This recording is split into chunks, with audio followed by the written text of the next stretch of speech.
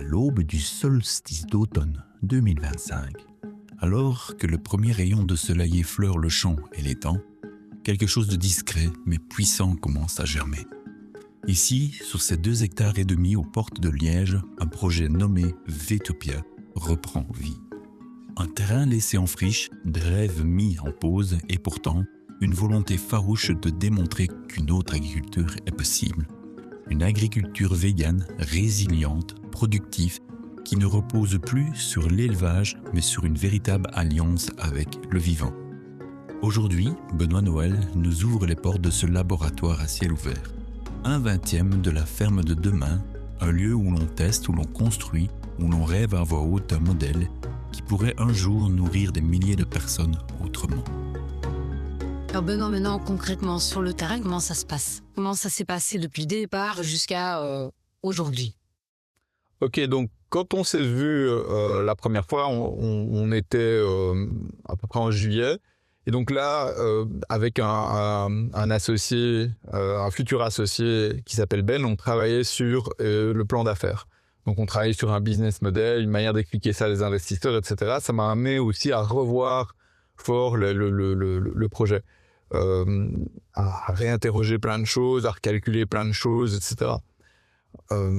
Alors on est arrivé à la conclusion qu'il fallait qu'on ait une forme de ce qu'on a appelé une carte postale, Vetopia carte postale, pour démontrer quelque part ce qu'on voulait faire, quelque chose qui soit aussi visuel, hein, qu'on puisse voir le modèle en action, etc., quelque chose qui peut être filmé, qui peut donner lieu à une présentation, à des visites, etc. Donc on est parti sur cette idée, il faut qu'on fasse Vetopia carte postale, et on était dans une phase où on avait un peu mis le projet en stand-by.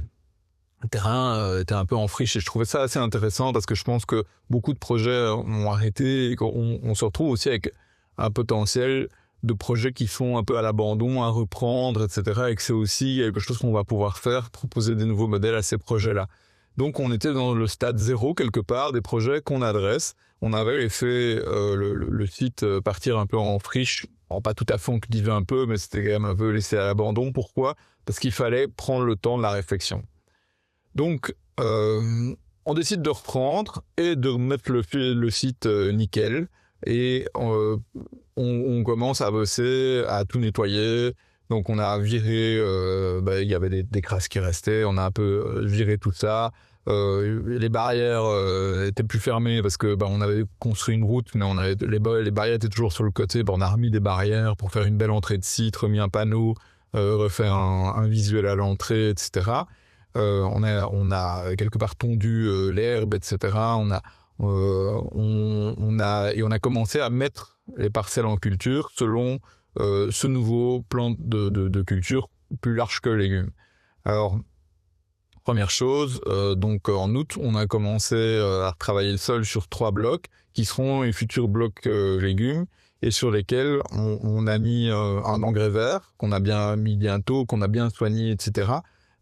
Et qui s'est très très très bien développé. Donc on a 3 blocs précurseurs de ça. Alors là juste maintenant, après cette interview, je vais aller chercher du métal et notre soudeur il va nous souder un outil spécial qu'on appelle un rouleau faca de manière à coucher ce couvert-là. Donc on est vraiment en just in time quelque part. Hein. On construit l'outil juste avant l'utilisation ou on construit l'avion pendant la chute. Donc on est vraiment en just in time. Alors deuxième chose, on a lancé un premier champ de colza également pour faire de l'huile. Donc un petit champ de 1000 m², ça va nous faire 100 litres d'huile normalement. Donc ça s'est très bien passé aussi. On a bien réussi à mettre ça en place. Alors ensuite, on a continué à déblayer le site, etc. Aussi à réparer les machines. Et puis on a ce qu'on a mis en culture. Ce sont 3 blocs de céréales. Donc on a cherché notamment au moulin les grands blés qui est un de nos partenaires, des blés plus anciens pour implanter ça. On a pris une autre variété qui est très bonne en bio, mais aussi un peu plus moderne, histoire de voir les deux différences, quoi. Donc on a planté 3 blocs comme ça.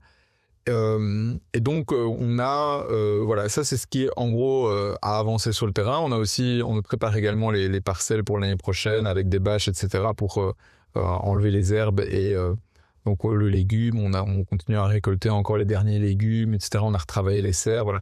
On remet tout un peu d'aplomb. Mais alors, aujourd'hui, ça c'est sur le terrain, ce qui est visible. Maintenant, il y a beaucoup de travail qui est fait à l'équipe en off, qui n'est pas quelque chose qu'on voit sur le terrain, mais qui est très important aujourd'hui. Alors, premièrement, on a finalisé effectivement notre étude préliminaire. Donc, ça a donné lieu à un rapport qu'on a rendu à la région Wallonne, parce qu'on a été subventionné pour ce travail-là, qui nous a pas mal éclairé sur les perspectives, etc. Alors aussi, un peu sur cette base-là, donc on a retravaillé une première version de nos recettes et on est en train jusqu'à maintenant de retravailler nos recettes pour vraiment créer une gastronomie végane. Donc les recettes qu'on a, ça tient dans le plan de culture, ça valide plein de choses, mais c'est de la popote de famille, quoi. C'est pas de la gastronomie. Donc là, on travaille avec une diététicienne végane à vraiment essayer d'optimiser ça pour vraiment faire vraiment de la gastronomie vegan. Et donc ça, j'espère fin de mois. Des kits qui seront offertes ou qui seront mises à disposition sur un site ou quelque chose comme ça? Alors, on va faire... ici, on n'est plus dans ce type de divulgation. On va plutôt travailler nous-mêmes nos propres produits et démontrer nos propres systèmes. Donc, on va avoir une table d'hôtes toutes les semaines, tous les vendredis. Et d'autre part, on va faire des paniers type HelloFresh où vous avez tout ce qu'il faut pour cuisiner. Et donc, vous pouvez choisir de dire, voilà, je prends un abonnement, c'est quoi, 5 repas par semaine. Et j'ai essayé expérience vegan locale, Vetopia. 5 repas par semaine, je suis pas là en train de dire les gens doivent devenir vegan, mais c'est juste une expérience culinaire comme une autre qu'on va essayer de soigner pour que ce soit vraiment pratique pour les consommateurs.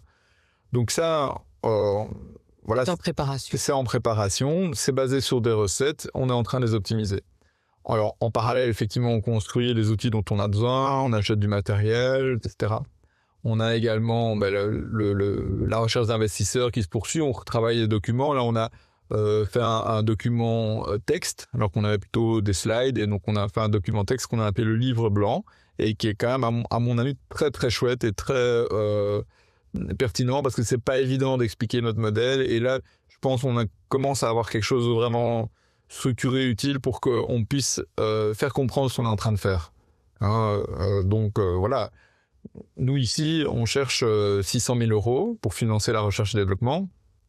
Il y a quelques années, il y a un projet qui pour moi n'a pas de sens, mais qui a obtenu 1000 fois ça, donc 600 millions d'euros pour faire des protéines à base d'insectes, quoi.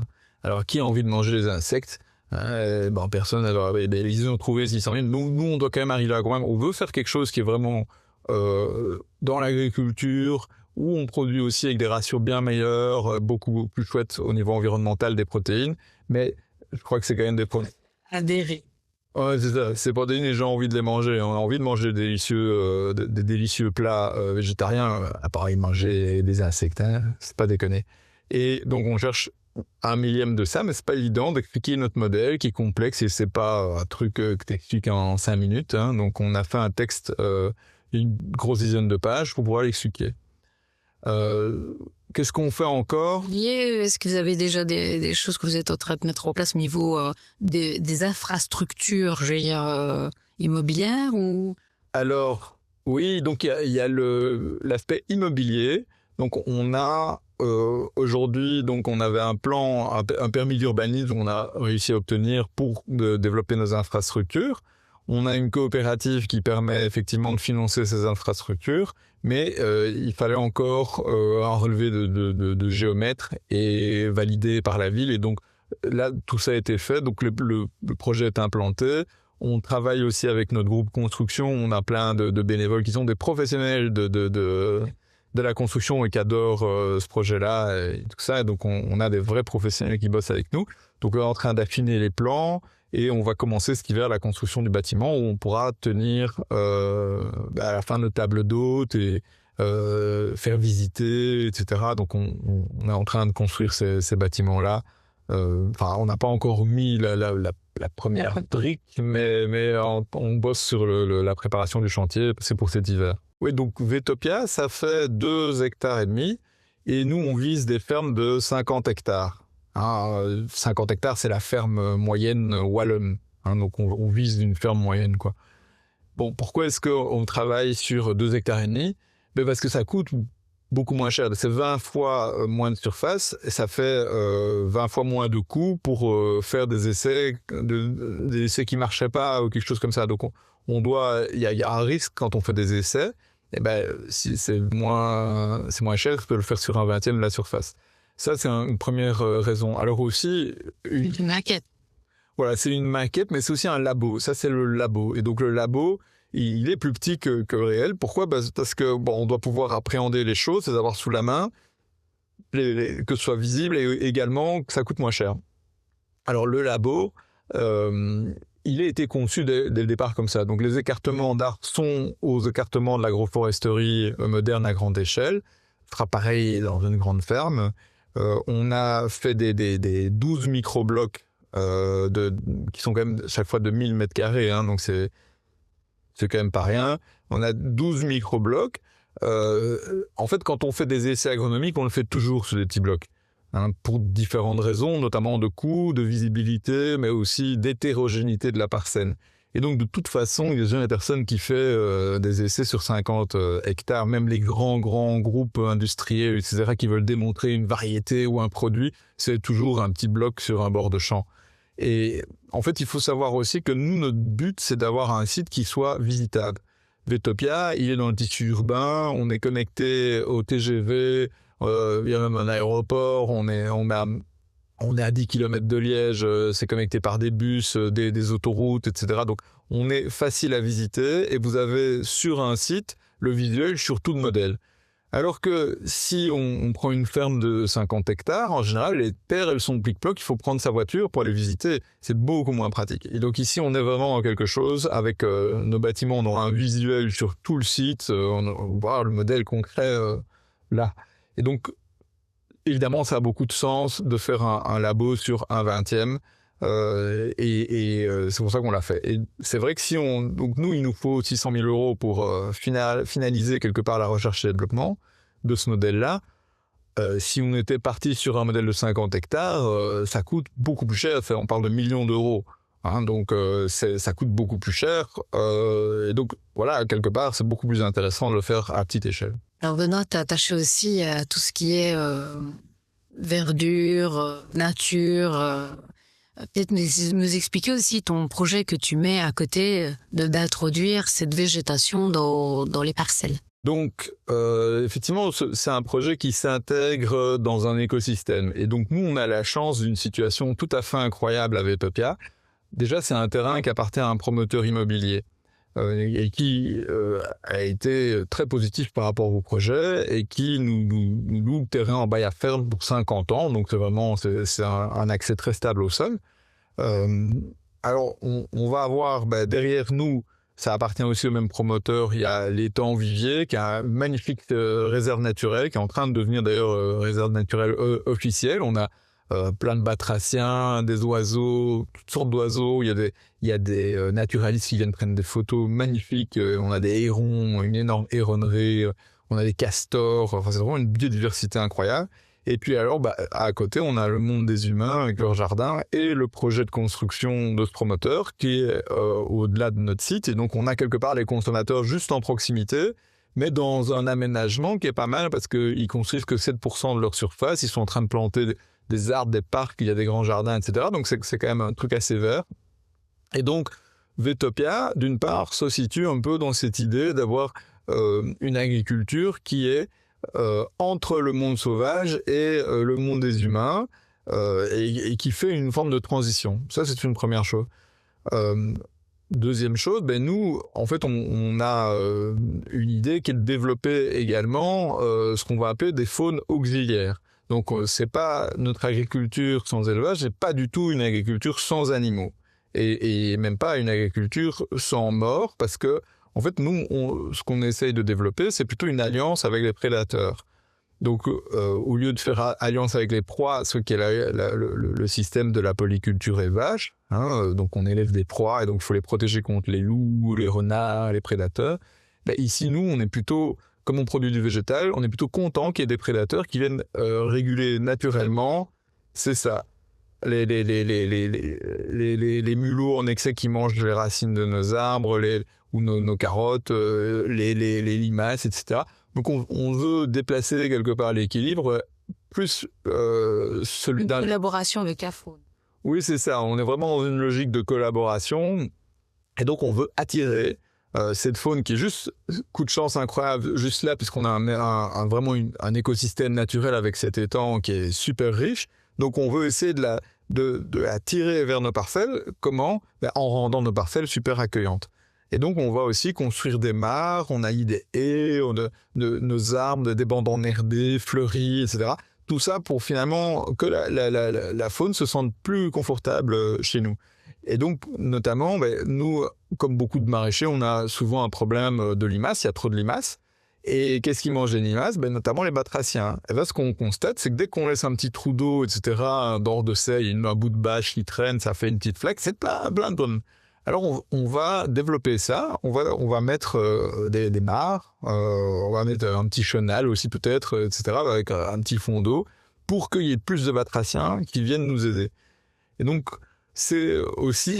un écosystème qui soit équilibré, en fait. C'est ça. Donc, l'écosystème, si on regarde Veotopia, il faut agir local, mais penser global. Donc, on va faire quelque part ce qu'on imagine au niveau global. Au niveau global, aujourd'hui, le développement d'élevage, donc la production intensive de proies, en fait, déplace complètement l'écosystème du côté des proies. Il y a beaucoup trop de proies et c'est une charge beaucoup trop lourde pour l'écosystème. Et l'écosystème naturel, c'est quoi ? Il y a beaucoup moins de proies parce qu'elles sont régulées par les prédateurs qu'on a justement exterminés. Donc, en fait, nous, on veut justement revenir à un équilibre naturel, avec une grosse base végétale et des proies qui sont régulées par les prédateurs. Donc, on est dans une fin de cycle quelque part. Donc, l'année 25 se termine avec des germes. Donc, je pense que Veotopia, c'est un peu comme vous avez une forêt, il y a des vieux arbres, des grands arbres qui meurent parce qu'ils sont trop vieux, qui cassent et qui tombent par terre.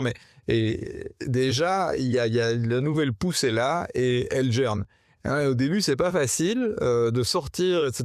Il y a l'ombre des grands arbres et tout ça. Ça, c'est un peu Veotopia en 2025, mais quand même, la pousse est sortie. Et peut-être en 2026, justement, on a du soleil et le projet peut se développer et Veotopia peut aussi devenir un grand arbre, un arbre du Nouveau Monde. L'année 2025 s'achève doucement sur Veotopia. Comme dans une forêt ancienne, des vieux arbres tombent, laissant enfin passer la lumière. Et sous leurs branches, de nouvelles pousses percent déjà la terre, fragiles mais tenaces. Ce que nous avons vu cet automne, ce ne sont que les premiers gestes d'un grand chantier. La construction d'un modèle, la naissance d'un laboratoire vivant, la promesse d'une gastronomie végane locale, d'outils adaptés, d'écosystèmes rééquilibrés, où prédateurs et cultures apprennent à coexister. L'hiver est là, les plans se précisent, les fondations se préparent, nous serons là. Dans les prochains documentaires, nous suivrons pas à pas l'aventure de Benoît Noël et de l'équipe de Veotopia. De la première brique posée à la table d'hôte, des premières récoltes à grande échelle jusqu'à la démonstration concrète que 50 hectares de cette nouvelle agriculture sont non seulement possibles, mais désirables. Car Veotopia n'est pas une utopie lointaine. C'est un arbre du Nouveau Monde qui, en 2026, commence à grandir vers le soleil.